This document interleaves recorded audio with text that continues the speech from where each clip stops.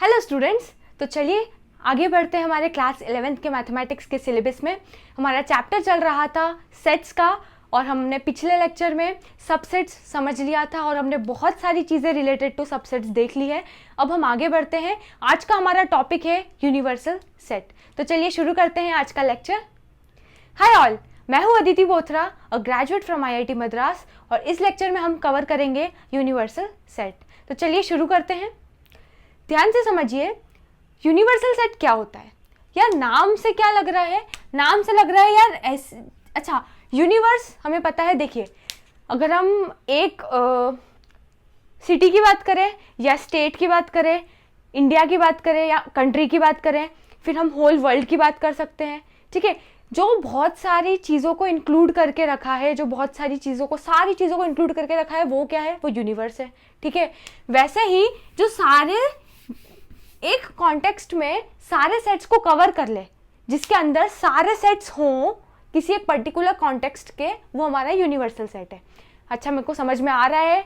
Definitely आपको बहुत अच्छे से अभी इतना क्लियर नहीं हुआ होगा जिस हिसाब से मैंने आपको ये डेफिनेशन बताई है, पर हम एग्जांपल्स के थ्रू इसको समझते हैं। ठीक है, एग्जांपल देखते हैं। मान लीजिए मैं बात कर रही हूँ 2D ज्योमेट्री की। किसकी बात कर रही हूँ? 2D geometry. यार 2D ज्योमेट्री मतलब 2 डायमेंशनल ज्योमेट्री। हमने बहुत सारी चीज़ें देखी यार, लाइंस, पैराबोला, हाइपरबोला, और क्या होता है, सर्कल्स। ठीक है, अगर मैं बोलूं कि यार ये मेरी 2 डायमेंशनल प्लेन है, ये मेरा क्या है? 2 डायमेंशनल प्लेन है। एक मेरा सेट है विच contains all the elements of this line, all the points of this line. ठीक है, इसको दूसरे कलर से बना देते हैं, आपको और अच्छे से क्लियर रहेगा। ठीक है,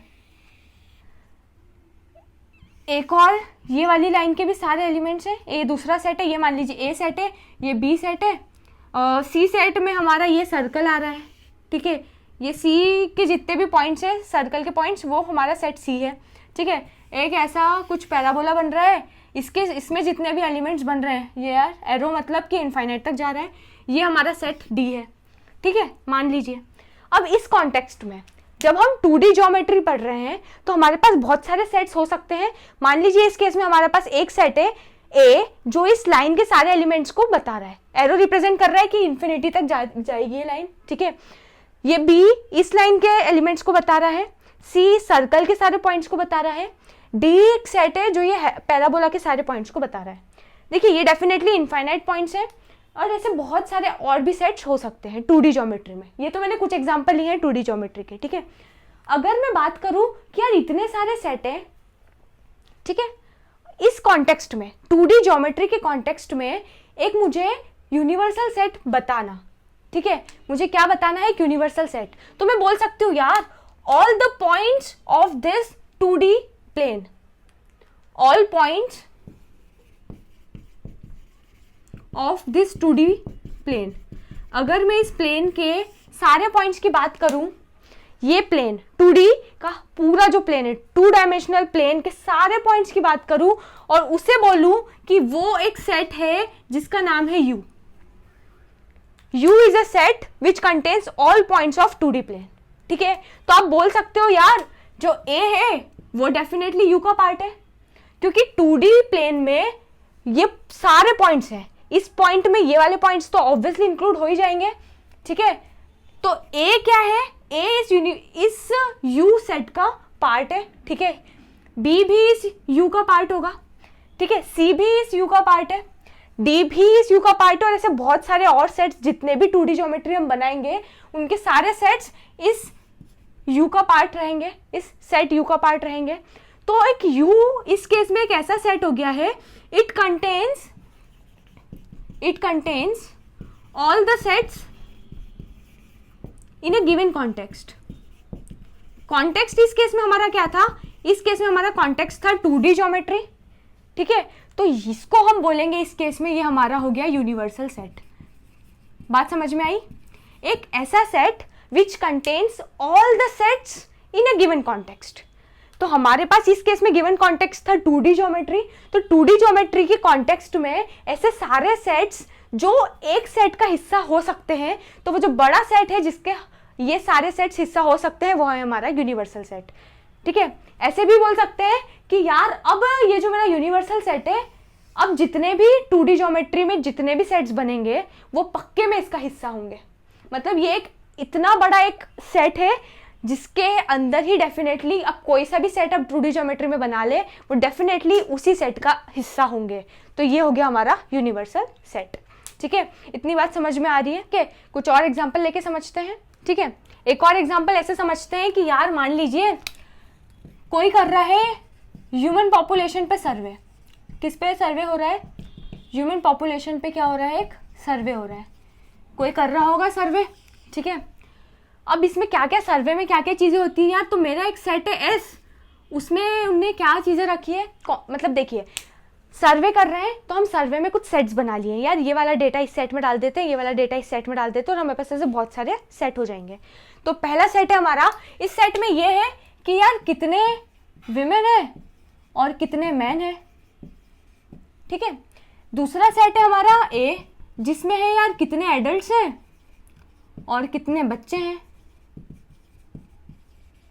ठीक है, तीसरा है कौन कितने पीपल एजुकेटेड है और कितने अनएजुकेटेड है। बात समझ में आई? तो इसको मैंने नाम दे दिया मान लीजिए सेट बी। ठीक है, तो हम बहुत सारे सर्वे कर रहे हैं।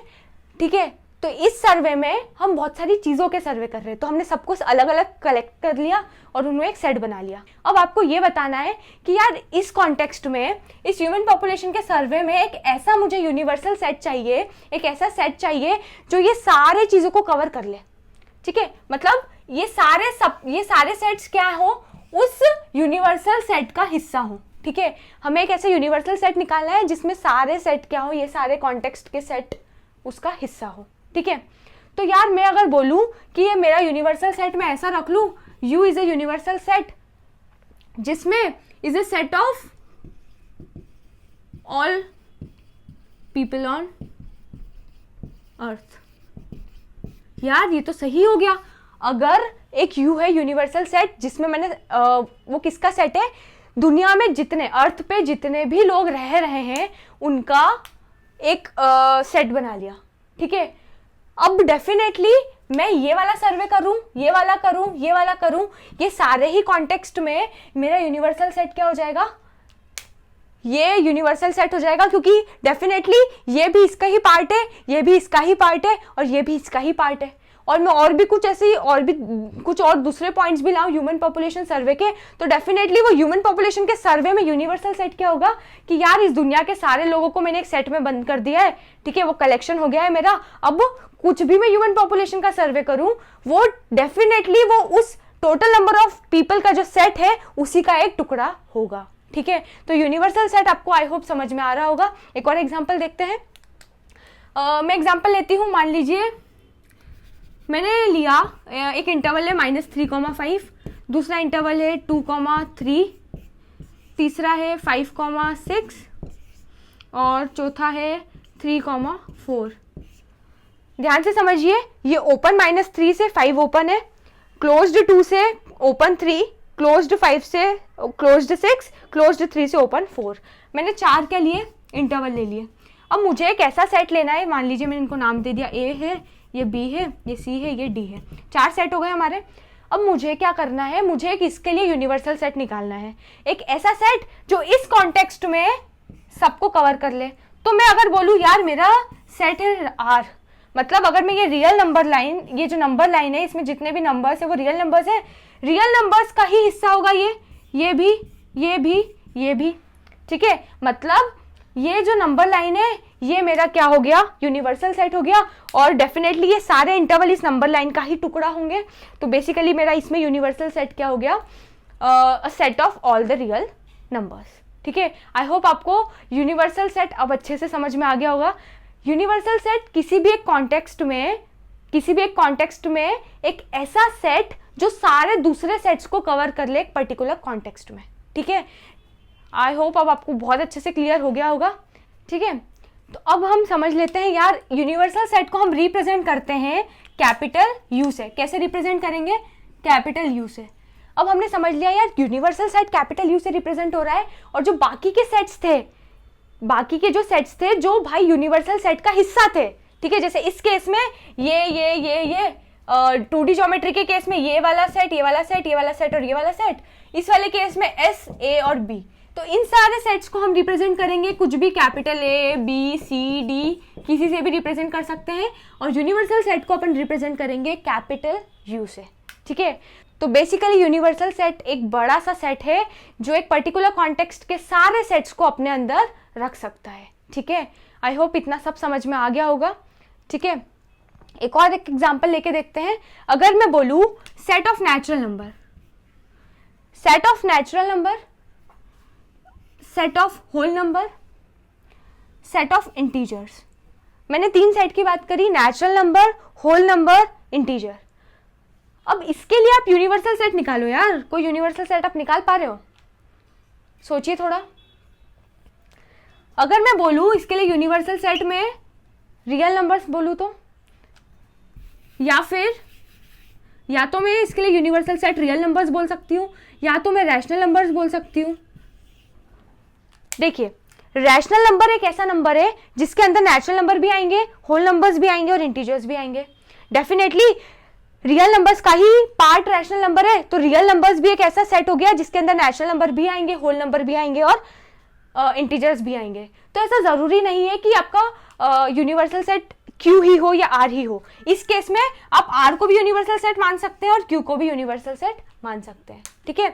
बस बेसिकली ये आपको पता होना चाहिए कि आपका कॉन्टेक्स्ट क्या है। आपका अगर कॉन्टेक्स्ट सिर्फ इतना ही है, नेचुरल नंबर, होल नंबर और इंटीजर्स, तो आपका दोनों ही हो सकता है।